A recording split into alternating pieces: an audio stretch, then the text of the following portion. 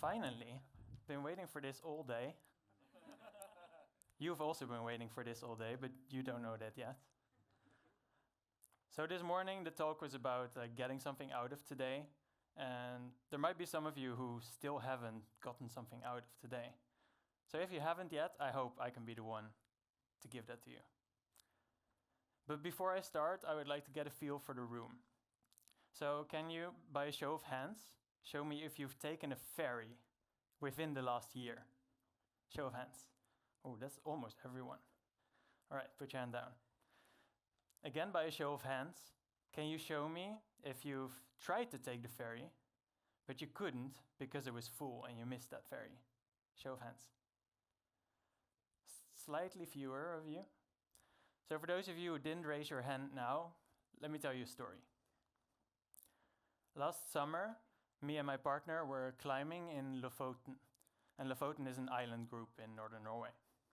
And I would also love to ask you about who is climbing, but we can probably vibe about that. Yeah, nice.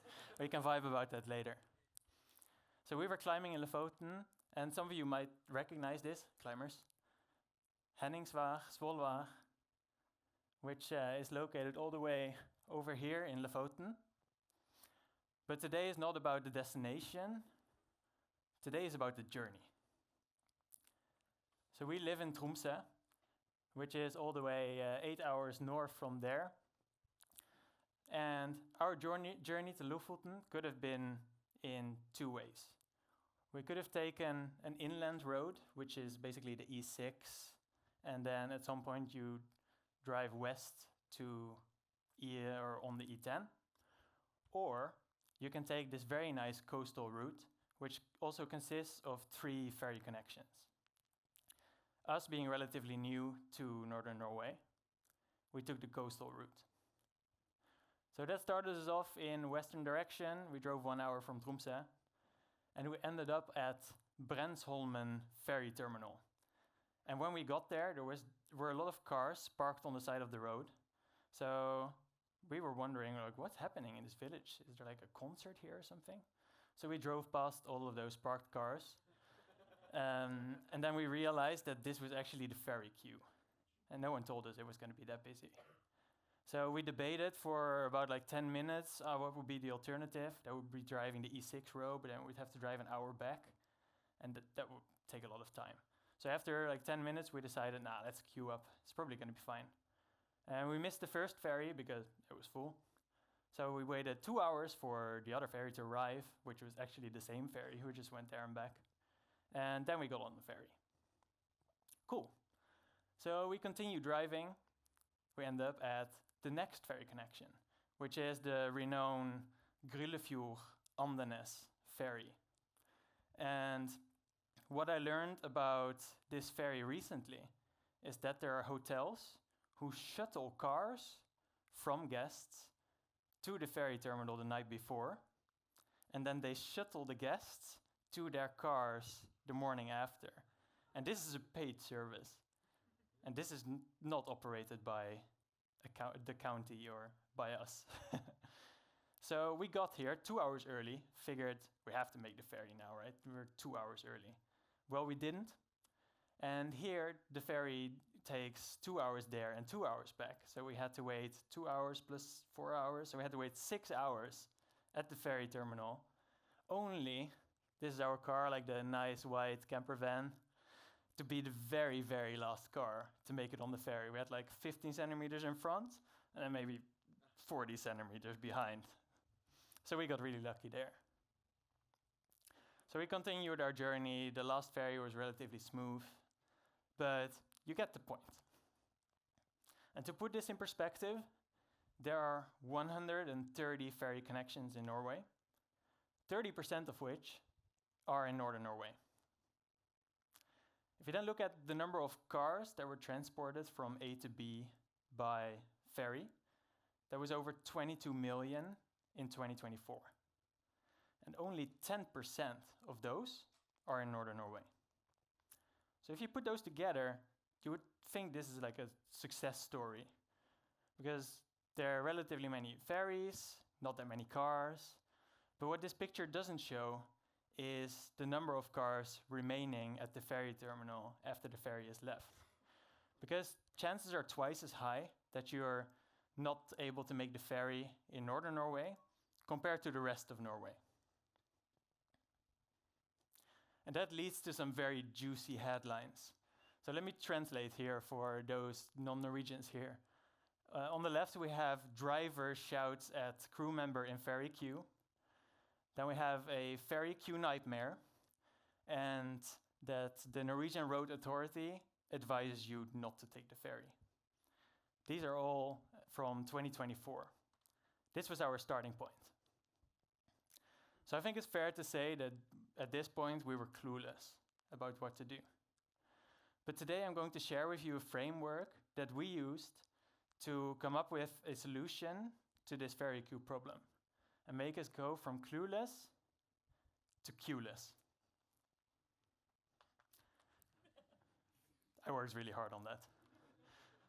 So my name is Abel van Beek. I'm a software developer from originally the Netherlands, but also a UX designer. And I work in Troms, or Troms County, with the public transport services, which are called Swipper. And being a UX designer, I got really excited about a problem like this, and I knew immediately where to go. So I went to my bookshelf, and I grabbed the 3 books on design thinking. And design thinking is a 5-step iterative process for problem solving and innovation, especially that revolves closely around the end user. And in design thinking, there are 5 steps, where the first one is to emphasize with the end user, to experience their pain as your own, to experience what it's like to be in a ferry queue, that it's stressful, that it's unpredictable. Next up is the definition phase. And in the definition phase, you try to break the problem down to its core. Once you've done that, you can start ideating. So in the ideation phase, you brainstorm potential solutions to the problem you defined in step 2. Then you take those ideas and you prototype the best of them. And once you've made those prototypes, you can take those out into the real world and you can test them with real users. And you can take that feedback that you get and repeat the process, hence iterative. So this is what we did in the county. So we hosted this thing we called an innovation day, which sounded really scary for my colleagues working in the county. But 25 of them showed up, and we divided them in 5 groups of 5. And we started this process with the emphasize phase. And even though most of them have already experienced what it's like to be in a ferry queue firsthand, we still had some fun role-playing, where an exercise which we called gibberish, which means that they had to play out a scene at the ferry queue, but they were not able to talk. So that was really fun. I wanted to get them out of their shell. So we did that, they survived that.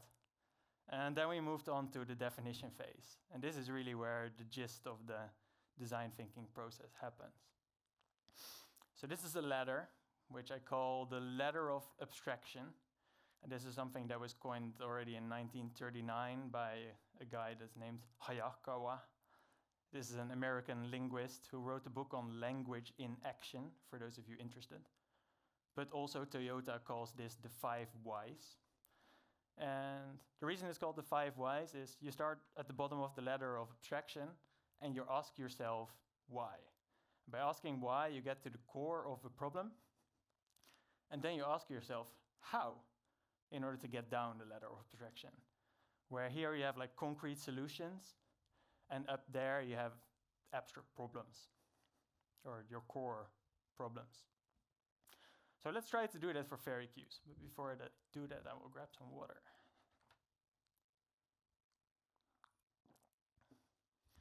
So why do we have ferry queues? It's because the people don't, or all the cars don't fit on the ferry. But why do not all the cars fit on the ferry? Because the ferry is small, and because, like I mentioned, they have to go an hour there, and then the ferry has to come back. So their departures are few and far between.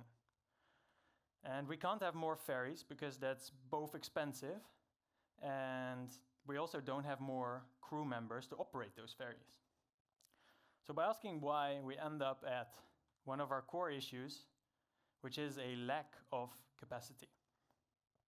And when you ask yourself these why questions, you can take different angles. So where you can take a real logistical angle, which ends you up at the lack of capacity, you can also take a more people approach. So let's try that. Why do we have so many cars in the ferry queue? It's because people don't know that the queue is very long. But why do people not know that the queue is very long? Because that information doesn't exist. And if it would exist, it could be really difficult trying to convey this information to everyone. Because on ferries here, we have tourists who don't speak Norwegian, who are not in the Norwegian channels, and there's not one specific channel where we share this information. So outreach is a problem as well. And then you can ask yourself why it is a problem that these people are in a ferry queue. Maybe that's not a problem at all. They can just wait and have a good time.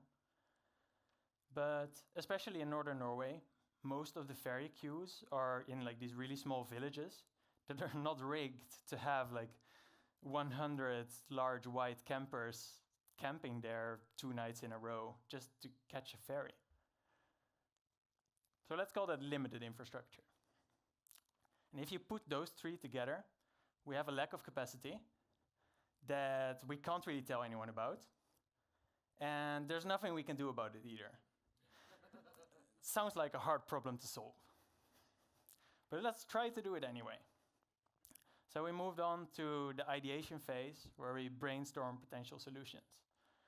And to get everyone loosened up and into their problem-solving mindset, we started off with an exercise which we call for clothing hanger, which is why this clothing hanger is dancing around here, where each of the groups got 5 minutes to write down as many things that a clothing hanger can be used for. A clothing hanger can be a clothing hanger, but it can be a drying rack, it can be a fishing hook. You get the point. And then we rewarded the group that came up with the most ideas. So that's where we started, and then we moved them on to actual ferry queue problems. So then we gave them an A4 sheet of paper that was divided in 8 different areas. And they got 1 minute to draw up their ideas. They did this individually. And they had to do this 8 times. So in 8 minutes, they ended up with 8 drawings that represented one of their ideas. And then we asked them to discuss together and write down the best ideas, which we called concept ideas. And those concept ideas, they took on to the prototype step, where they got like 3D printed cars and campers and boats, and a drawing of all of the ferry terminals that we have in the county. And we asked them to like model their solution, such that we could later on take their ideas and test them out in the field with real users at an actual ferry terminal. So this was in February this year, which was both really fun talking to actual users, but also pretty cold in February in Troms at a ferry terminal. We brought cinnamon buns, so we had a good time. And talking to these people was really interesting. We talked about their travel behaviors and figured out that most of them show up at least half an hour early to try and catch the ferry. But if everyone shows up half an hour early, that kind of defeats the purpose of being there. You don't need to be there early. You just need to be there before everyone else. But maybe that's a very Dutch way to look at it. But that was a very interesting insight.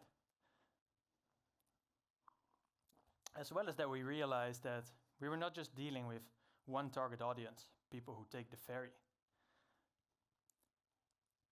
We figured out that on the one hand, we have tourists who want to take the ferry, people who might travel only a few times a year, mostly during summer, might be foreign.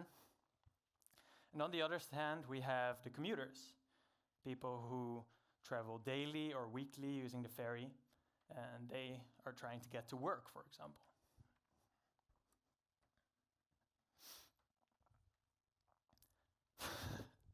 There we go. And we also found that tourists and commuters might actually not have the same needs. So whereas on the one hand, tourists might value flexibility, like if you're in Troms and you found a really nice beach where you would like to spend the morning, but you still want to make the ferry in the afternoon. Or commuters might actually want predictability. I have this meeting at work at 8 and I would hate to miss it. So if I can be sure that I can make the ferry at 7, that would make my day. So we have two needs.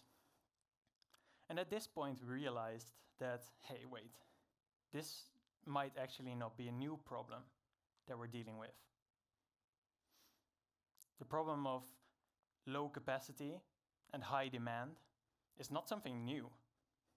This is something that we see all around us. Maybe not necessarily in this room. I see that most people are taking a nap before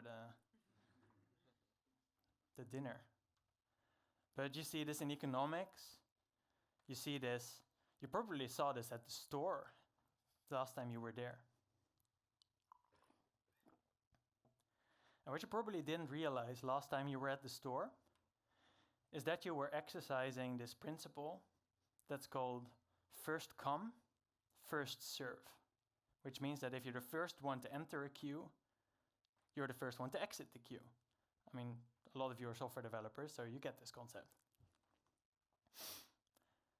So when you queue up at a store, you don't necessarily know how crowded the queue is going to be until you get to the queue. But then you can make a relatively good assessment of how long the queue is going to take. So first come, first serve is relatively predictable. But it's not very flexible. You just remembered, oh shit, I need to buy that cheese that I wanted. Oh, yeah, now they take my spot. So you can't leave a first come, first serve queue, because then you lose your spot. So it's not very flexible. So this doesn't really solve our issue. Something that builds on this first come, first serve principle is what you see at, for example, a pharmacy. At the pharmacy, you grab a ticket and you hold on to that for dear life, because that number on that ticket is your place in the queue. And what this allows is for approximately the same predictability as the first come, first serve queue. But you don't need to wait in line physically. You can walk around, you can browse a store, you can browse other stores, as long as you're back when your number is called. Another system is a booking system. Remember when I was talking, I really want to have this departure at 7. If you can book the departure at 7, for example, on a plane, that's extremely predictable. That's great. But if you've ever tried changing a plane ticket, well, you know it's not very flexible. Something that's really flexible is calling with your insurance company. But they are busy, so they tell you, you know what, we can call you back instead of you calling us. Very flexible, but extremely unpredictable. Like, are they even going to call you back? Do you trust them to do that? I don't. I don't think my insurance company ever called me back.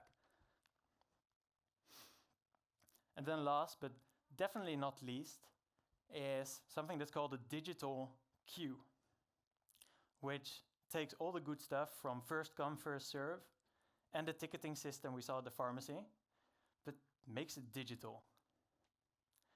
So now you don't need to be in a physical place to see how crowded it is. You can just look on the app and you can see how busy it is. And if you want to queue up, you just press a button instead of grab a ticket and hold on to that for dear life. And instead of grabbing a ticket and not knowing when to come back, the digital queue might actually be able to just call you and say, hey, it's your turn soon. Please come to us. So this is relatively predictable, and it's relatively flexible. And these were the characteristics we thought was really interesting for a ferry queue. But we also know that if we just suddenly dropped everything and started implementing a digital queue for ferry queues in Norway, the headlines would probably be a lot worse than they were in 2024. If someone doesn't know about it and they can't enter the ferry, but they have to get home. So we tried to break it down into these iterative steps. If you've seen some of these UX drawings of the skateboard and then the bike and then the car and then the rocket ship, this is a similar principle. And the first level we would call informative. At an informative level, a digital queue could look like just a camera where someone can see how busy the queue is. You don't need to be able to queue up. We just give you extra information that you didn't have before. And that's better than nothing.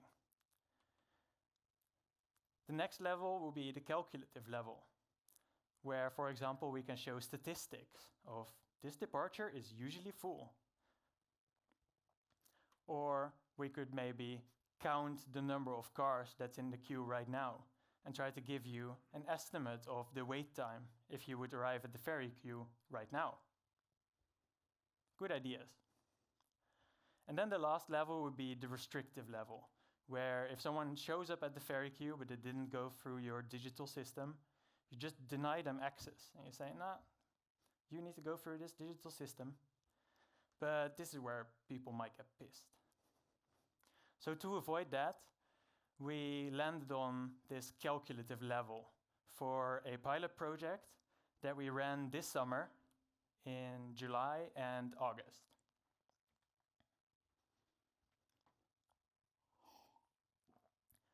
So now that we know the what, we still need to figure out the where. And if you remember our ferry journey, there was a ferry terminal called Brensholmen, which was only an hour away from Troms. But if the ferry is full and you don't want to wait, you need to drive, an hour there, an hour back, and then 8 hours around. So if you could make that decision whilst you're still in Troms, we could potentially save you 2 hours on your journey. So this is what we set out to do.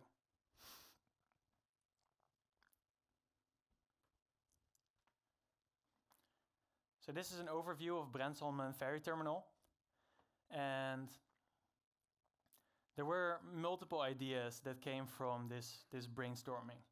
One of them was the digital queue, but some people also mentioned, why do you need to have a bad time when you're in the ferry queue?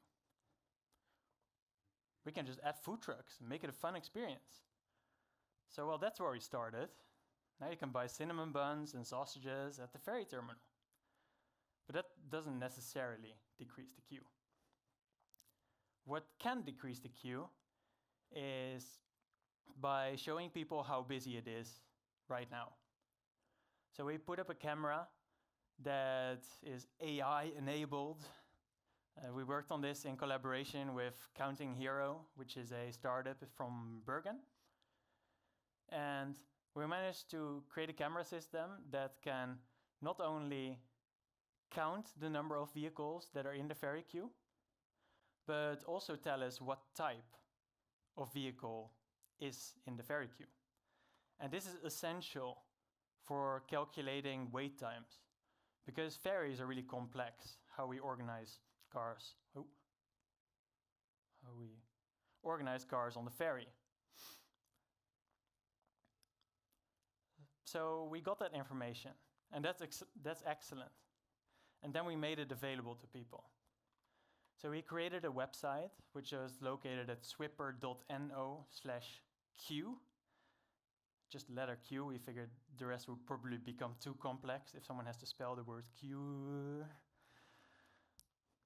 And there we can show the current queue and also the estimated departure that you will make, so the estimated wait time.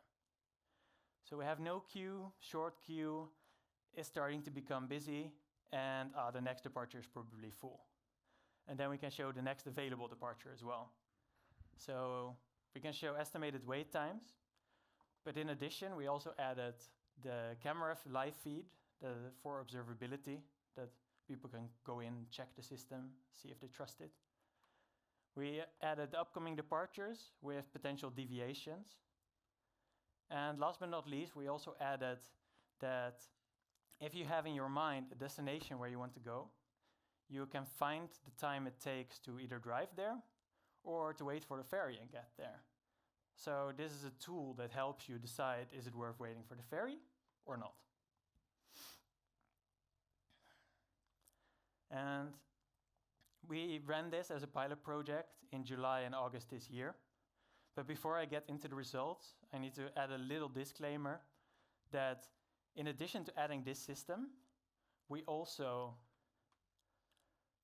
got a 40% larger ferry from 2024 to 2025. So that made our analysis job a little bit more difficult. But after adjusting for the increased ferry capacity, we still managed to decrease ferry queues by almost 20%. So this is 20% of the remaining vehicles. And we managed to increase the number of transported vehicles by almost 40%. And this closely resembles, or is like a linear growth if you compare that to the growth of the ferry. So that means that we're still using all of the capacity that we have on the ferry. We just have fewer remaining vehicles, so less ferry queue. And this means that every fifth vehicle that missed the ferry because it was full in 2024 probably drove another direction or probably drove around in 2025. This also aligns with some data that we got from a survey, which is also where we got this metric, customer satisfaction. And we held a survey among all of the users of this system.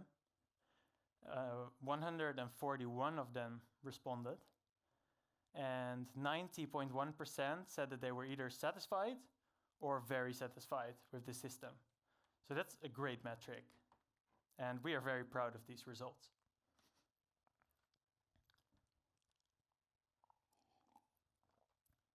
So now it's getting interesting. Here we're looking at the average remaining vehicles per departure in the periods July and August. And here the top line is 2024. So you see that on average, the departure from 8:45 in 2024 had 11, 12 remaining vehicles. And the 40% larger ferry means that we take approximately 10 more vehicles per departure. So if you subtract that from the 2024, you get basically the projection, what we're expecting to see in 2025. And as you can see, the actual values of 2025, which is the orange line, is even lower than that. But there's some particular things happening here.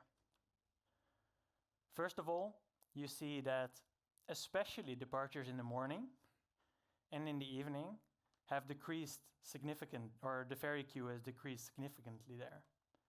And our hypothesis here is that these departures in the morning and the evening, we call these critical departures. So if you want to make your meeting in the morning at work, you're probably traveling here. If you want to get to your destination in the evening, you're probably traveling here. But now you have the information to make a choice instead of just blindly driving to this ferry queue and, well, I guess we're here, better have a cinnamon bun. So this is where we see this decrease in the mornings and in the evenings. But you also see that at 3 o'clock, we didn't really manage to decrease the ferry queue by that much. And we expect this to be because there's quite a big gap between 11:15 and 3 o'clock, where there's a lot of time for queue buildup. And we probably didn't manage to reach every single person trying to take the ferry. And those who didn't know about the solution probably just accumulated within that time. So we managed to decrease the core issue of lack of capacity, well, by 20%. And we also, in the survey, found out that of the 141 people who responded, 28% said that they used the service and decided to drive another route. So that data is also backed up by the information that we got from actual users in that survey. And there were 55% who used the system and decided that, all right, I can actually make the desired ferry. And they make the ferry that they actually wanted to take. So now we've talked about the core issue of lack of capacity. Let's talk about the outreach problem. So we saw in our analytics that we had 1,000 daily visits, which is huge. We are very proud to have reached that. That was actually quite unexpected. And we asked people how they found us. So most of us found us through the Swipper app, which is where you can plan your journey if you're traveling in Troms. 52% of the people found us there. We also posted about this on our website. 15% found us there. We were in the newspaper with this, so that's where we probably found most of our commuters. And we also shared this on social media, along with some other channels. Probably the main ones are tourist information and signs along the road. Although with these signs, it's possible that when we reach people, when they're at the ferry queue, it's already too late to learn about the system there. But at least they learned about it, and if they wanted to take the ferry again, they would have the information. Then we also tracked how many countries we got people in on this solution, and this is straight from analytics. And I already filtered out all of the bots and things like that, because otherwise it would be in like 140 countries. But we still managed to reach people from 39 different countries, of which the first and foremost is, of course, Norway. But as runners-up, we have Finland, Germany, Denmark, France, Switzerland, and I have to continue to the Netherlands. Proud of those tourists. They found the information. But this shows that even though we see that outreach is a problem, it's not an unsolvable problem. Like, we tried pretty hard here reaching out to people with the signs along the road and the tourist information, but we also went to like rental companies where foreigners would come and try and rent a vehicle. And they also conveyed this information to the people who actually rented a car. So that really helped. And these are great metrics. We also asked people to give some feedback. What would you like to see in this system? Was it useful for you? And this is from someone who was commuting from Senja, which is the other side of the ferry terminal, or of the ferry connection. And he said that this service was fantastic, that it really helped him when he was planning his journey from being at work to going back home. And that it helped him to make a decision if he wanted to drive to the ferry and wait there, or actually drive around. And this way also save him time. But this service was only available at Brensholmen this summer, so only one ferry terminal as a pilot project. And there were a lot of comments that we saw that people would like to see this system also at other ferry terminals in the county. And then another comment which was really interesting was this one. This was actually a group of tourists. And whilst they were driving to Brensholmen, they were checking the app, and they were checking the app, and they were checking the app. But 1 kilometer out, it went from yellow, almost full, to red, full. And they were the first car not to make the ferry. Well, so that really speaks to the accuracy of our software. So that was really cool.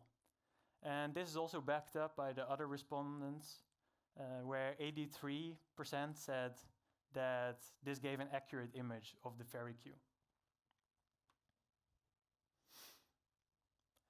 And within this short time of these 2 months where we had this pilot project running, we managed to almost create an ecosystem around this new real-time information. So we linked to it from our real-time mobility map, where we could also show it. It's kind of small here, but could show that information directly in the map. We also linked to it from, first and foremost, the Swipper app, where 52% of the people found us, but also other travel apps linked to our application. So the Antur application, which is like the national repository of public transport data, they link to our solution. And last but not least, also Statens Vegvesen, which is the national road authority, also conveyed the same information. And we actually had conversations with Statens Vegvesen, road authority, about this information, because they also have basically a ferry portal where they show information about ferry terminals nationally, but they don't show queue information. So we had some very interesting conversations with them about this as well, if this solution could help them to increase the quality of the data that we get on remaining vehicles at ferry terminals nationally. So that's really cool. But also locally, this solution made a big impact, where Remix, which is the recycling center in Tromsø, reached out to us and said, hey, we also have this issue of low capacity and high demand. Can we use the system? Can we collaborate on this? So that was really exciting to see that more people are struggling with this and that more people see the value of the solution. So we said, yeah, sure, we can figure something out. And that's how we get people from A to B. And that's how we went from being clueless, from drivers yelling at people in a ferry queue, to running a pilot project that revolutionized ferry queues, among other things. I actually got recognized at like the fabric store. That was quite fun. But if there's one thing I want you to take away from this presentation today, is not necessarily about this topic, but about the method that we used. So next time that you face an issue that revolves closely around your end user, break the issue down into its core problem, and then come up with solutions that target that core specifically. Let's call those core solutions. And then on the other hand, you define your target audience and their needs. And then you try to find the intersection of those two. And once you've done that, you found core solutions that target user needs. And this was our formula. And this is how we went from clueless to queueless. Thank you.